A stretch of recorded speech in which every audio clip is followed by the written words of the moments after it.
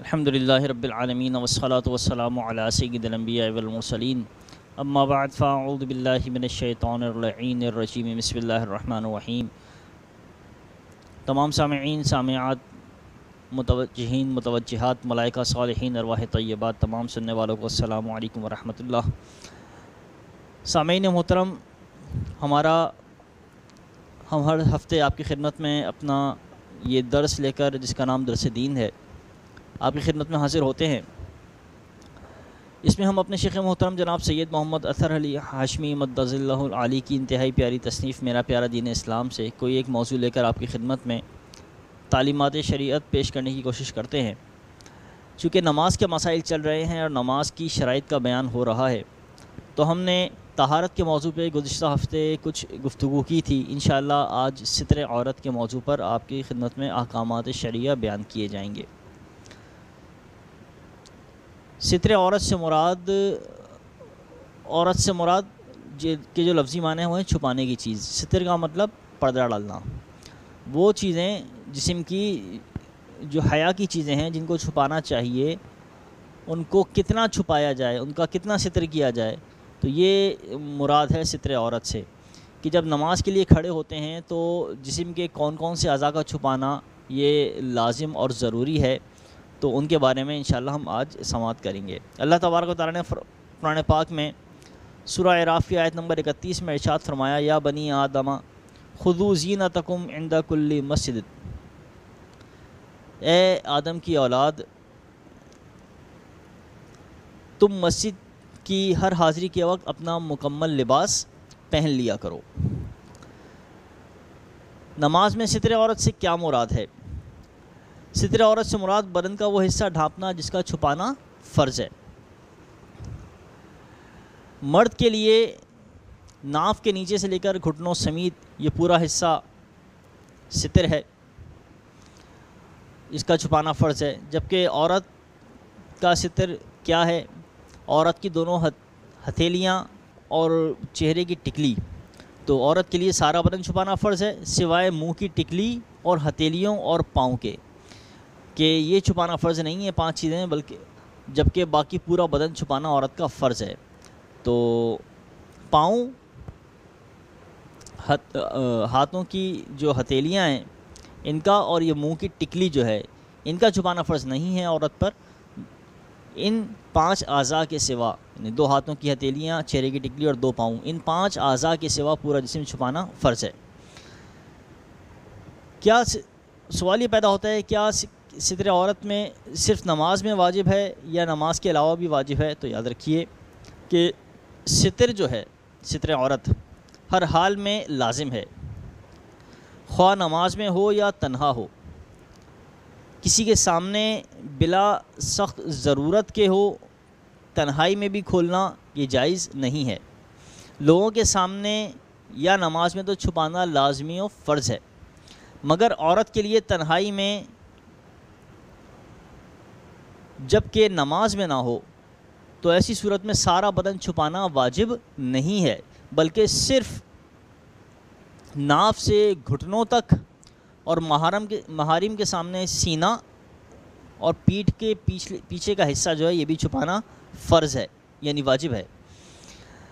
اور غیر محرم کے سامنے اور نماز کے لیے اگرچہ تنہا اندھیری کوٹھڑی میں ہو، تمام بدن سوائے 5 اعضاء کے جو ہم نے بیان کیے،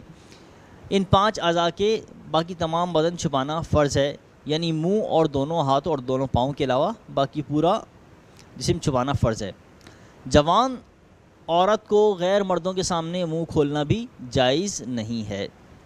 اتنا بھاری کپڑا پہنا کہ جس سے بدن چمکتا ہو، ستر کے لیے کافی نہیں ہے۔ اور اگر اس میں نماز پڑھی تو نماز نہ ہوئی۔ یوں ہی اگر دوپٹے میں سے عورت کے بالوں کی سیاہی چمکے، نماز نہیں ہوگی۔ بعض خواتین و حضرات ایسا لباس پہن کر نماز پڑھتے ہیں کہ ران صاف نظر آتی ہے، تو ان کی نماز نہیں ہوگی، کیونکہ ران ستر عورت میں داخل ہے۔ اور ایسا کپڑا پہننا جس سے ستر عورت نہ ہو سکے، علاوہ نماز کے بھی حرام ہے، کہ جو ایسا کپڑا پہن کے لوگوں کے سامنے آئے اور کہ جس سے ستر عورت ہی نہیں ہو رہا، بہت باریک جالی والا ایسا کپڑا پہنا ہے کہ رنگ چھلک رہا ہے، اور یا اتنا چست پہن لیا، نیکر پہن لیا، یا خالی نیکر پہن کے بعض لوگ گھومنے کی عادت ہوتی ہے لوگوں کو، تو اس طرح کی لباس پہننا یہ نماز کے علاوہ بھی شرعی طور پر جائز نہیں ہے۔ ایسا موٹا کپڑا جو بالکل بدن سے چپک جاتا ہے، کپڑا موٹا ہے، جسم کی کوئی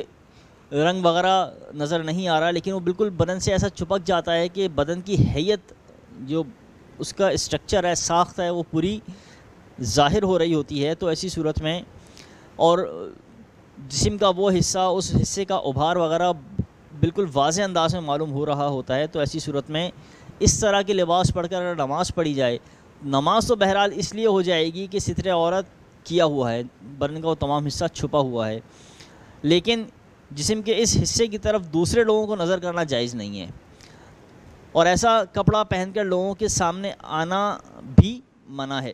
عورتوں کے لیے بدرجہ اولیٰ ممانعت ہے اس طرح کے لباس پہننے کی۔ بعض مرد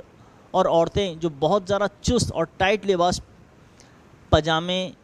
کرتے وغیرہ پہنتے ہیں، اس مسئلے سے سبق لیں اور اللہ تعالیٰ کے عذاب سے ڈریں کہ نہ خود پریشان ہوں اور نہ ہی دوسرے لوگوں کو فتنے میں مبتلا کریں۔ کس طرح کے لباس پہنیں گے آپ بھی گناہ گار ہوں گے اور آپ کی وجہ سے لوگ بھی گناہ گار ہوں گے۔ جن اعضاء کا چھپانا فرض ہے، اگر ان اعضاء میں سے نماز کے دوران کوئی عضو کھل گیا،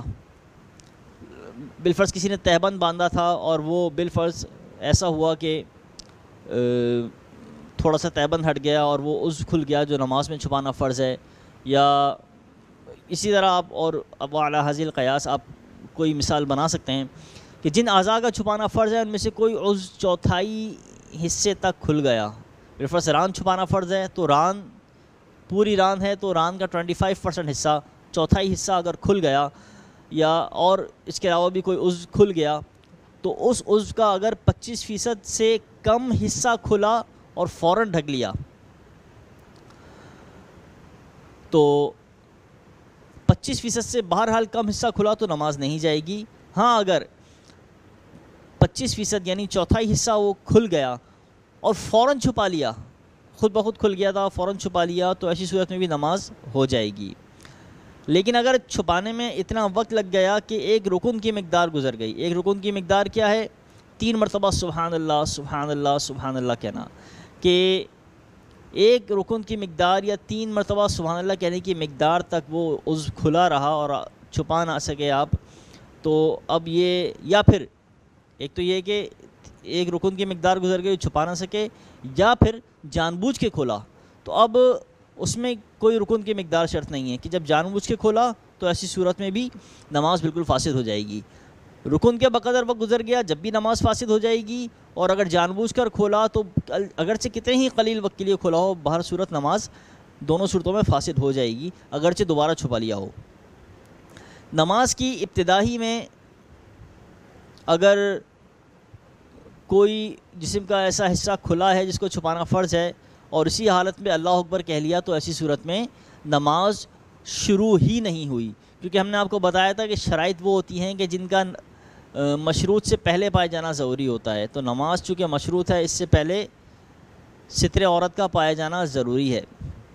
تو جب ستر عورت ہی نہیں پایا گیا اور اس حالت میں نماز شروع کی تو ایسی صورت میں نماز شروع ہی نہیں ہوئی۔ استقبال قبلہ۔